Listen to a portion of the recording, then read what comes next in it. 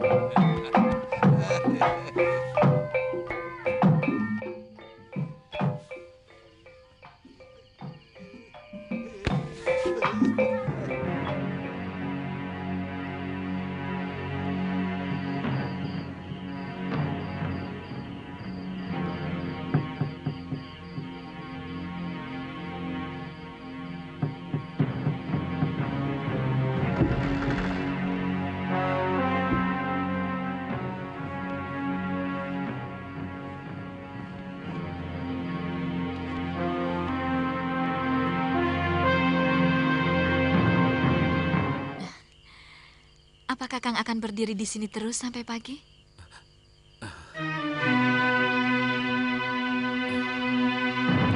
Sesampainya di depan kamar permaisuri, Prabangkara mengetuk pelan. Pintu terbuka dengan lembut. Namun, nasib buruk menanti, salah satu selir raja tanpa sengaja menyaksikan adegan mencurigakan itu. Dengan hati panas dan dipenuhi kecemburuan, ia segera melaporkan apa yang dilihatnya kepada pengawal istana. Sementara itu, di dalam kamar, suasana telah berubah menjadi penuh gairah. Di balik tirai sutra, tubuh Daneswara menari menggoda dalam pelukan Menak Prabangkara. Namun, segalanya berubah saat seorang pembantu permaisuri dengan tergesa masuk dan membisikkan kabar buruk tentang laporan selir yang bisa membuat mereka celaka.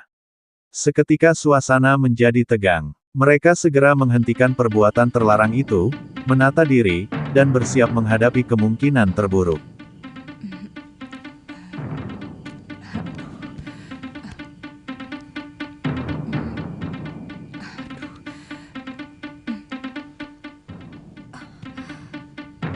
Kau tahu, apa hukuman bagi orang yang mengganggu raja yang sedang istirahat?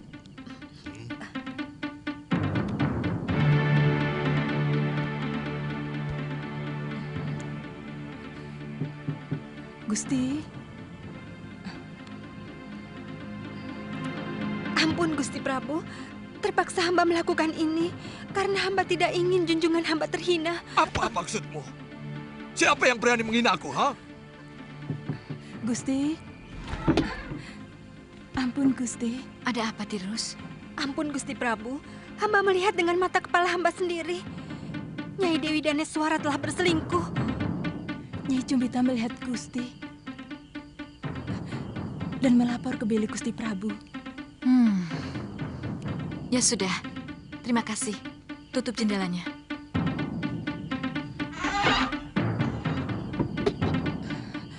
Aduh, Gusti.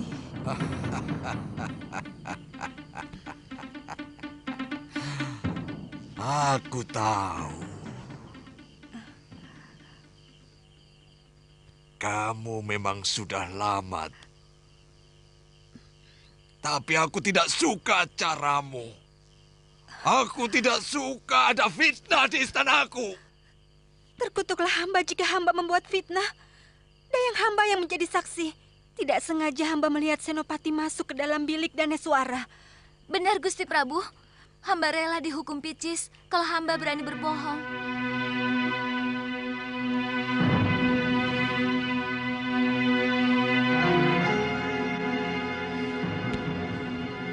Prajurit!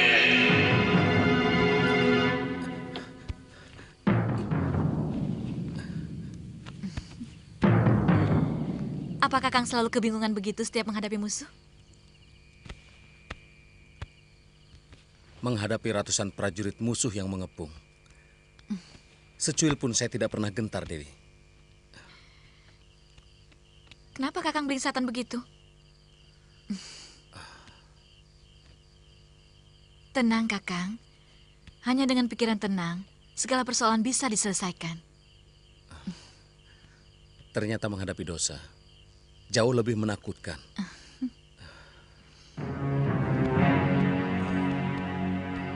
Bagi saya, kepentingan negara lebih dari apapun. Itu kenapa saya mengundang Senopati kemari. Kalau kakak Dewi Giriwara masih terus melakukan perbuatan buruk itu, terpaksa saya akan bertindak dengan keras. Selama ini, saya masih menghargai Nyai Dewi, dan terus terang, saya tidak mau mengganggu kasih sayang Gusti Prabu kepada Nyai Dewi. Saya sudah berkali-kali mengingatkan Kakang Giriwara, tapi masih saja begitu. Tapi dia sudah berjanji akan memperbaiki kelakuannya. Saya sendiri merasa tidak enak kepada Gusti Prabu. Tapi Tak lama saya kemudian, benar-benar terjepit. Raja Kalinggapura masuk dengan langkah berat. Namun, Permaisuri Daneswara yang cerdik langsung memainkan siasat. Ia bersandiwara, berpura-pura tengah berdiskusi serius dengan Menak Prabangkara mengenai perbuatan sewenang-wenang Maha Menteri Giriwara. Pembicaraan yang terlihat penting itu membuat sang raja terbuai.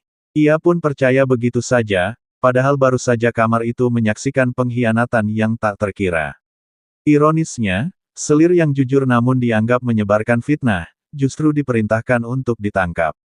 Dalam keputusasaan dan rasa malu yang mendalam, sang selir memilih mengakhiri hidupnya sebelum sempat dijemput para prajurit, pembantu Daneswara, yang dengan sigap memperingatkan sang permaisuri, justru mendapat ganjaran atas keberaniannya. Ia diberi hadiah sebagai bentuk terima kasih karena berhasil Benar-benar menyelamatkan merasa tidak enak permaisuri kepada dan Gusti sang Dewi. senopati dari kemungkinan Maksud hamba, hukuman mati akibat kemarahan Aku sudah raja. tahu. Aku hargai kebijakanmu. Aku juga kagum pada pengorbanan Daneswara kepada kakaknya. Terima kasih, Kanda. Aku suka.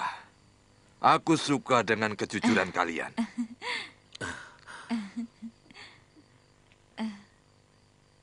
Prajurit, tangkap si Cumbita Dewi dan dayangnya.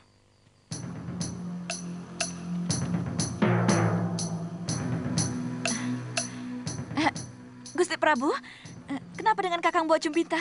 Dia telah menebar fitnah di istanaku. Kenapa harus ditangkap? Kasihan, Gusti.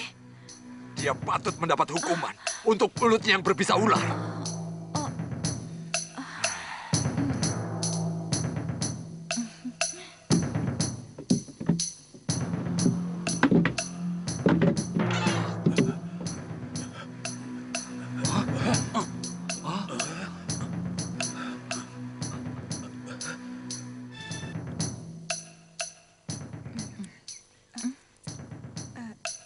Gusti. Ayo. Aduh Tirus, untung kamu segera datang. Kalau tidak, Raja tua itu pasti ngamuk. Bukan Cumbita Dewi yang gantung diri, tapi aku dan Kakang Prabakara yang mati digantung di alun-alun. Gusti Dewi, untuk Gusti, hamba rela mengorbankan nyawa sekalipun. Ini untuk kamu. Bukan upah, tapi tanda terima kasihku atas kesetiaan kamu.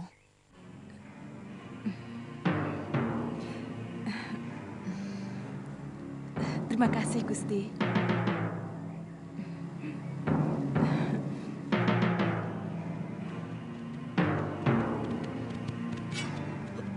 Siapa sampean?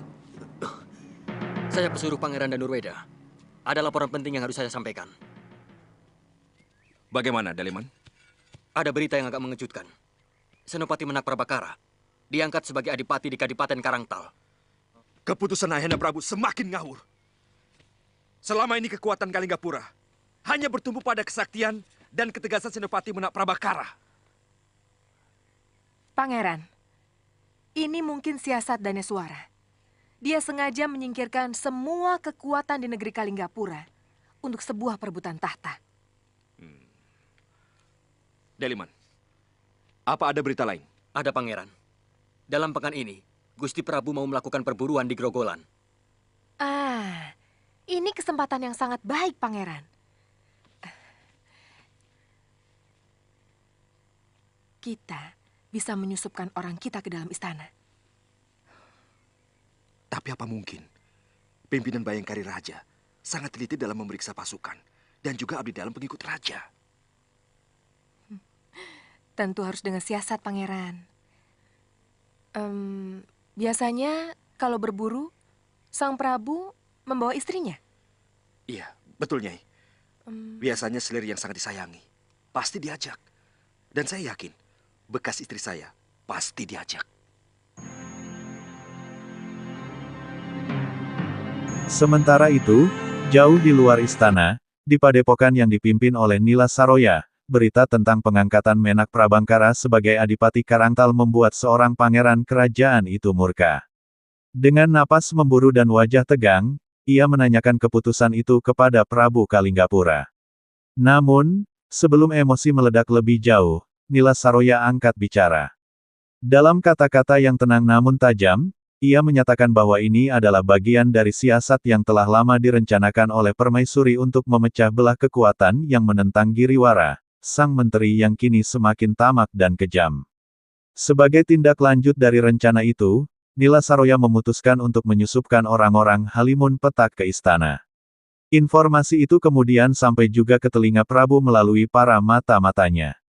Dalam rangka penyamaran, seorang pemuda bernama Pria Mitra didandani layaknya perempuan dan dikirim untuk menyusup ke dalam lingkungan istana bersama sang permaisuri yang sedang diajak berburu ke hutan.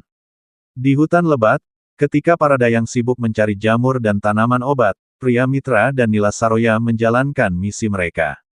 Tanpa ragu, mereka menyerang permaisuri dan berhasil menghabisi nyawanya.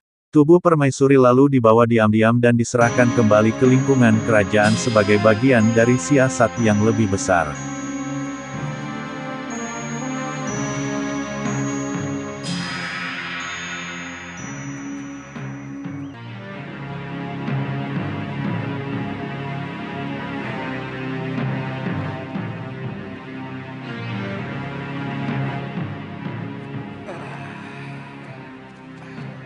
Ampun Gusti Prabu.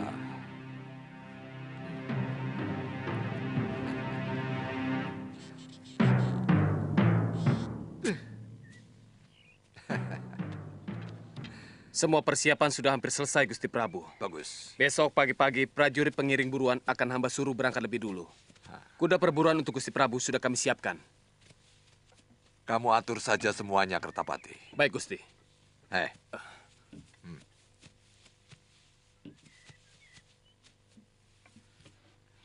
Usahakan anak buahmu bisa mendapatkan menjangan yang sedang... Aku memerlukan anaknya yang masih di perut. Baik, Gusti.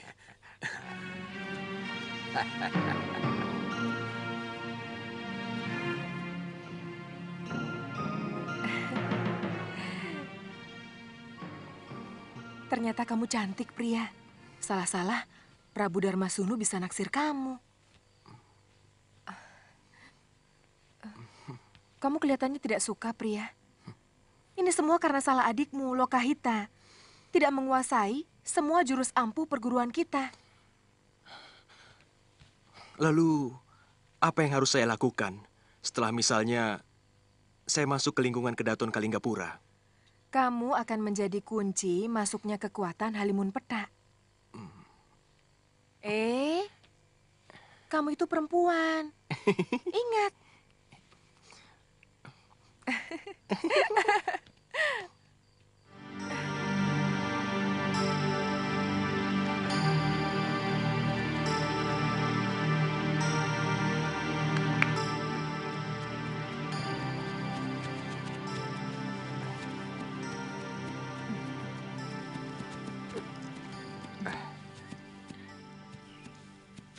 Bawakan hamba menjangan yang tanduknya paling panjang, Gusti Prabu. Kalau di hutan ini ada menjangan emas, pasti kubawakan untukmu, istriku. Hap. Ha. Ha.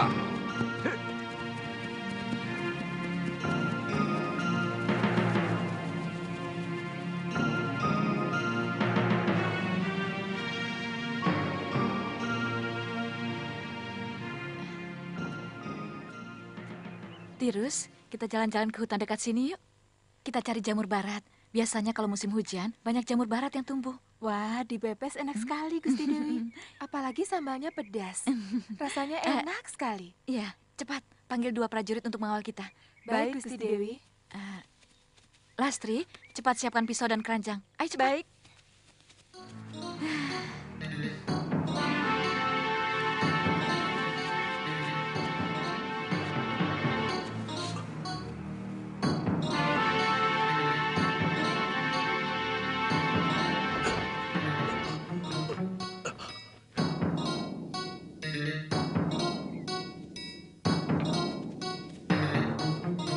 Banyak sekali ya.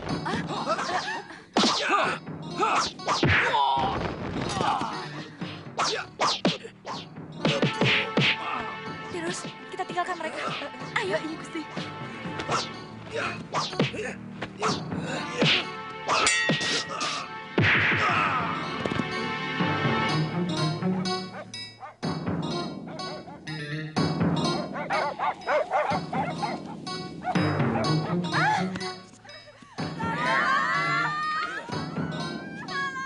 Daneswara.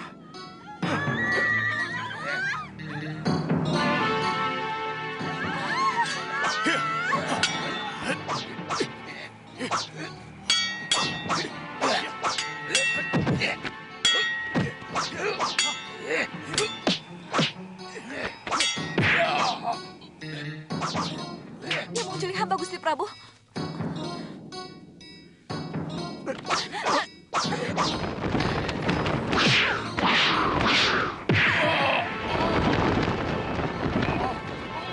Danis.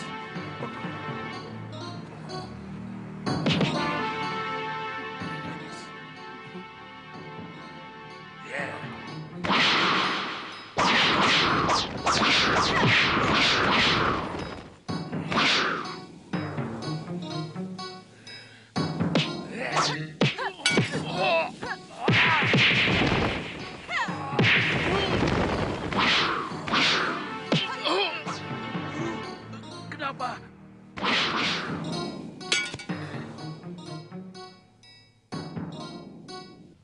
Tunggu dulu, Nyisana. Siapa kalian? Maaf. Kalian berhak mendapatkan penghargaan. Karena kalian telah menyelamatkan Putri Kedaton. Iya. Aku tidak tahu apa yang terjadi kalau kalian tidak menolongku dari sergapan itu. Kami berdua hanya kebetulan lewat, Gusti. Oh, di mana rumah kalian? Hamba bernama Nila Saroya. Ini sepupu hamba bernama Puspa Sarira. Kami dari perguruan Halimun Petak. Oh, pantas. Kalian pasti murid-murid utama dari perguruan itu. Kebetulan hamba adalah pimpinan Padepokan Halimun Petak di lereng Dieng Utara, Gusti Prabu. Oh, dan dia pasti murid utamamu. Benar, Gusti. Gusti Prabu, hamba akan merasa tentram kalau mereka mau menjadi pengawal hamba. Oh, kenapa tidak? Ah. Ini adalah satu tawaran kehormatan buat kalian. Saya harap tidak ada alasan dari kalian untuk menolak kebaikan ini. Ampunkan kami, Gusti Prabu. Sungguh besar buat kami. Tapi kami punya kewajiban untuk tetap memelihara padepokan kami. Ah, iya. Aku mengerti soal itu.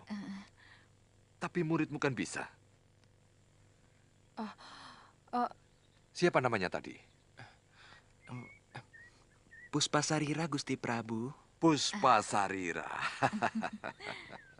Kalau begitu kau saja yang menjadi pengawal Daneswara, istriku. Dengan sendirinya nanti, gurumu akan lebih sering datang ke Kalinggapura. Bagaimana? Tentu, Gusti Prabu. Hamba akan sering mengunjungi Kalinggapura. Dan perguruan hamba selalu siap membantu negeri Kalinggapura semampu kami. Itu lebih bagus lagi.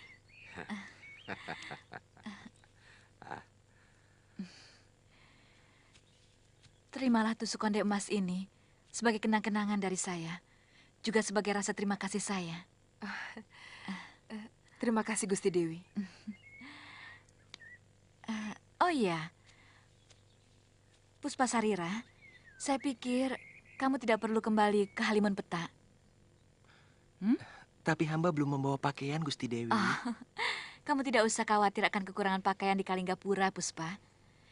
Saya sangat senang pada sikap dan sopan santunmu.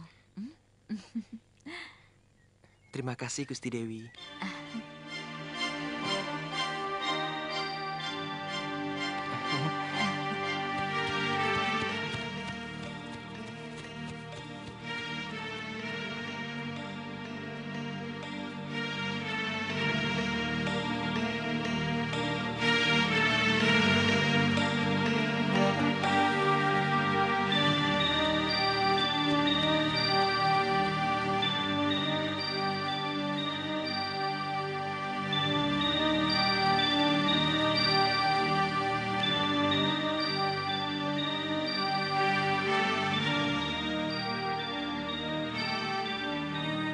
Anak itu sebenarnya cantik.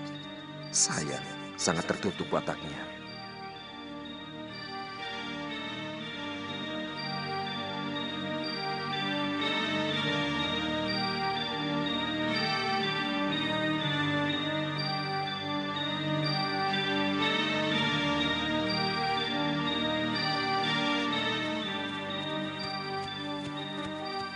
Di ujung jalan ini, Kisanak akan ketemu pertigaan.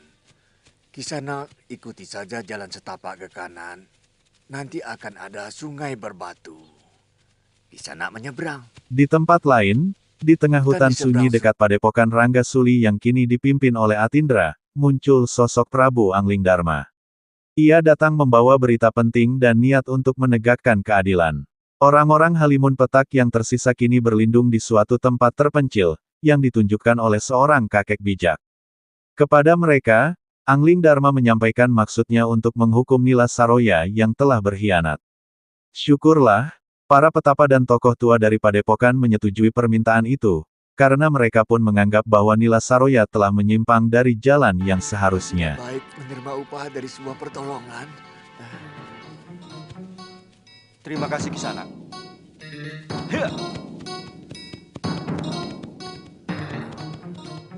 Benar-benar pendekar yang santun. Ada urusan apa dia dengan para pendekar Halimun Petak?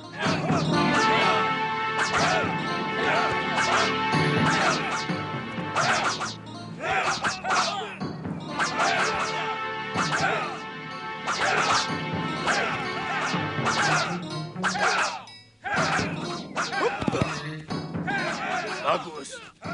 Kembalilah ke tempatmu.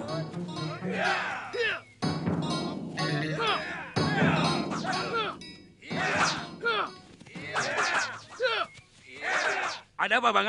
Maaf, Kakang. Ada seorang pendekar menuju kemari. Dari padepokan mana dia? Tidak jelas, Kakang. Yang pasti, dia bukan murid Nila Saroya. Apa? Jangan-jangan mata-mata, Kakang. Saya kira lebih baik semuanya menyebar dulu. Jangan keluar sebelum ada perintah dariku. Baik. Saya curiga dia mata-mata Nila Saroya. Saya dengar Nila Saroya masih terus mencari kita. Dia ingin melenyapkan seluruh murid ayahnya yang tidak mau ikut dengannya. Sebaiknya bubarkan dulu mereka. Semua bubar. Jangan muncul sebelum ku panggil.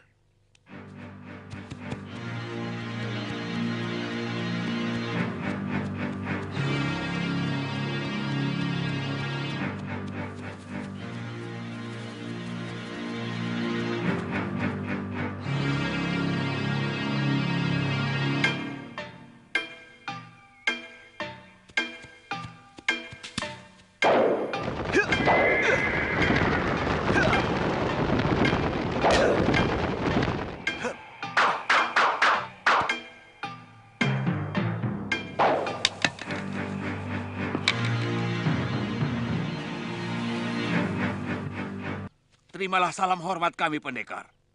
Apakah saya sedang berhadapan dengan sesepuh Halimun Petak? Perguruan Halimun Petak sudah sirna. Tapi pendekar dan adat istiadat perguruan, kebetulan kami yang meneruskan. Kalau boleh tahu, siapakah Kisanak? Saya pengelana dari Malwapati. Ada sesuatu yang ingin saya tanyakan kepada para tetunggul Halimun Petak. Nila Saroya merebut kepemimpinan Halimun Petak setelah mengalahkan saya dengan jurus-jurus yang sama sekali bukan milik perguruan ayahandanya sendiri. Maka dengan terpaksa, tongkat kayu cendana saya serahkan kepadanya sebagai lambang kepemimpinan perguruan kami. Silahkan.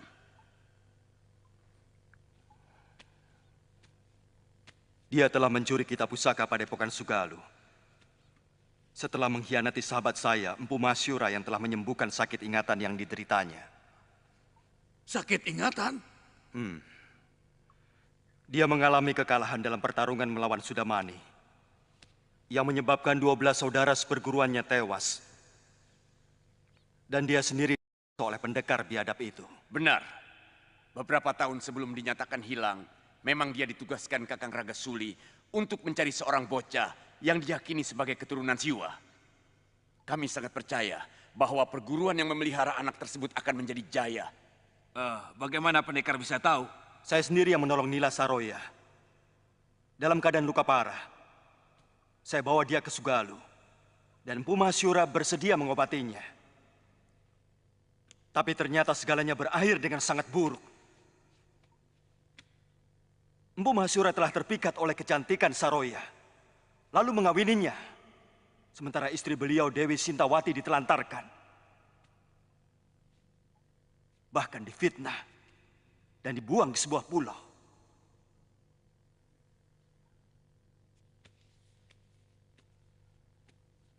Pendekar, bagaimana dengan Empu Mahasura? Semula dia sangat bahagia. Apalagi Saroya mengandung. Lebih-lebih setelah melahirkan. Karena mengira anak lelaki yang lahir itu adalah putranya. Padahal ternyata anak itu adalah titisan Sudamani. Waktu dia. Selanjutnya waktu Empu Masyura melakukan semedi di luar padepokan.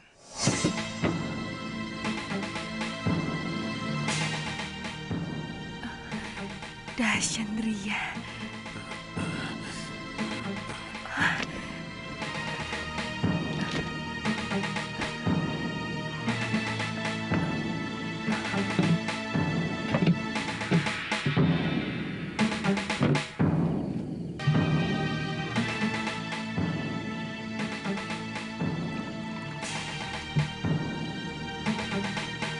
Lihat, apa yang dibawanya? Jangan-jangan dia mencuri pusaka padepokan.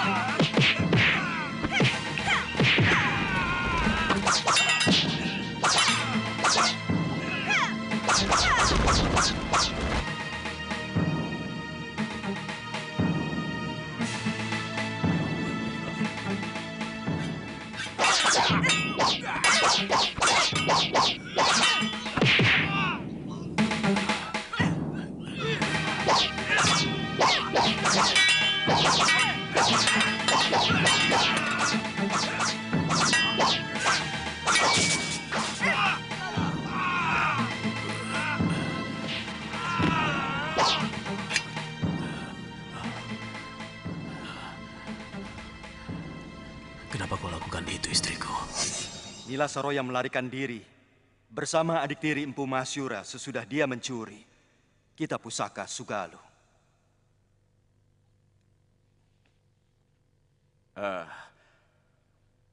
Kisanak mau menghukum Saroya? Saya merasa berdosa kepada Empu Masyura karena sayalah yang membawa perempuan itu untuk diobati di sana. Itu hak Kisanak sepenuhnya. Karena antara kami sudah tidak ada hubungan lagi. Dan persoalan yang menyangkut Kisanak ataupun perguruan Sugalu tidak ada sangkut pautnya dengan perguruan Halimun Petak yang asli. Dan kamilah penerus dari perguruan itu. Terima kasih Kisanak.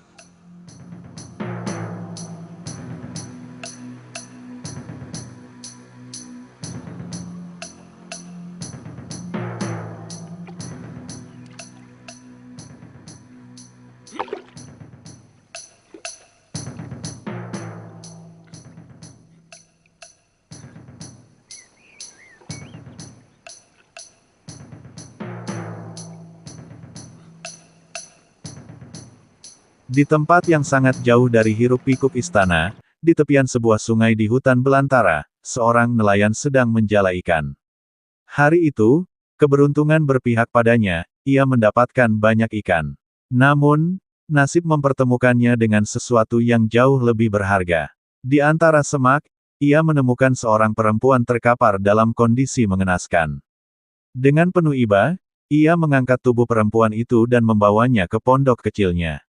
Hari demi hari, perempuan itu dirawat dengan sepenuh hati. Luka-lukanya diobati, tubuhnya diberi kehangatan. Hingga suatu pagi, ia terbangun. Matanya terbuka perlahan, menatap langit-langit pondok yang asing baginya. Saat kesadaran kembali, wajahnya berubah muram. Ia mengingat semua yang terjadi, pengkhianatan, kekecewaan, dan tipu daya dari orang yang dulu ia percayai sepenuh hati. Air mata mengalir perlahan saat ia mulai menceritakan kisah hidupnya yang penuh luka, kepada si nelayan yang kini menjadi satu-satunya saksi bisu dari luka lama yang akhirnya terungkap.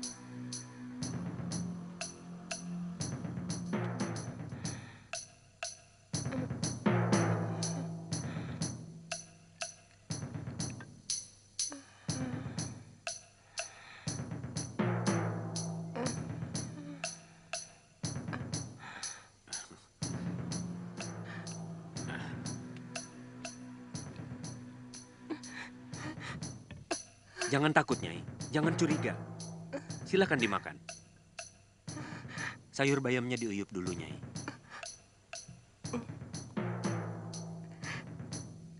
Silakan. Silakan, Nyai. Jangan ragu-ragu.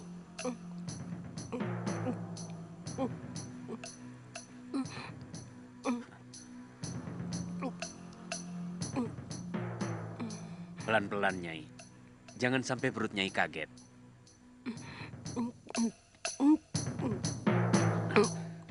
Nyai.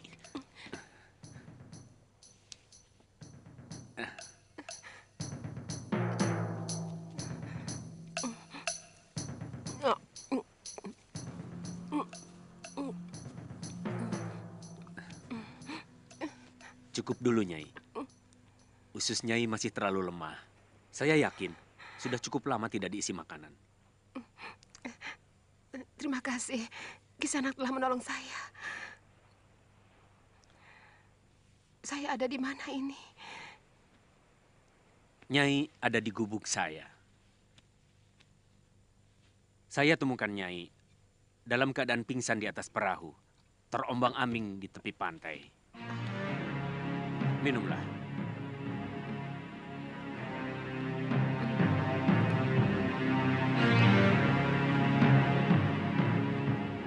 Pulau apa ini? Ini ujung utara tanah Jawa, Nyai.